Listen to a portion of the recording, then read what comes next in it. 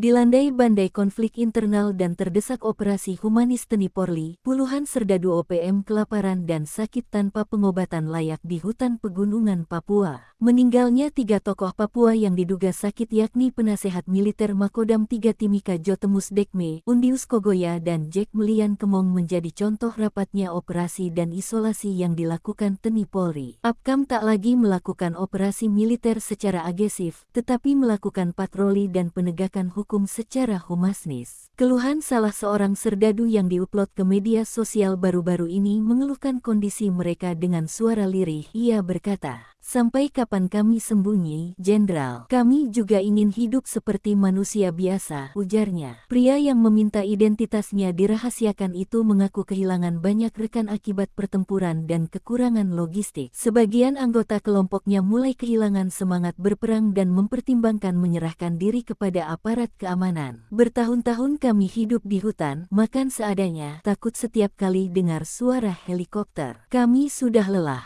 tidak ada makanan, tidak ada obat, banyak yang sakit, banyak yang ingin pulang dan banyak yang saling bunuh di hutan. Teman sendiri bisa jadi musuh karena lapar dan curiga," ujarnya. Sejauh ini, pemerintah daerah dan tokoh gereja disebut sedang berupaya membuka jalur komunikasi untuk mendorong penyelesaian damai. Sementara itu sebelumnya, Jamari Caniago, Menteri Koordinator Bidang Politik dan Keamanan TNI Polri memperkuat sinergitas guna menjaga keamanan dan stabilitas di wilayah Papua. Menurutnya kehadiran negara yang dirasakan masyarakat Papua harus diwujudkan melalui 3 pilar utama: keamanan yang stabil, pelayanan publik berkualitas, dan kesempatan yang adil untuk maju. Ia menegaskan bahwa TNI dan Polri adalah ujung tombak negara dalam menciptakan situasi kondusif di Papua. Tanpa komitmen dan kerjasama yang kuat antara kedua institusi ini, upaya menjaga keamanan di kawasan konflik akan makin sulit. Jamari juga mendorong agar pendekatan yang dilakukan bersifat humanis, yakni tidak hanya mengedepankan kekuatan militer atau penegakan hukum saja, tetapi juga membangun kepercayaan melalui pembinaan masyarakat lokal.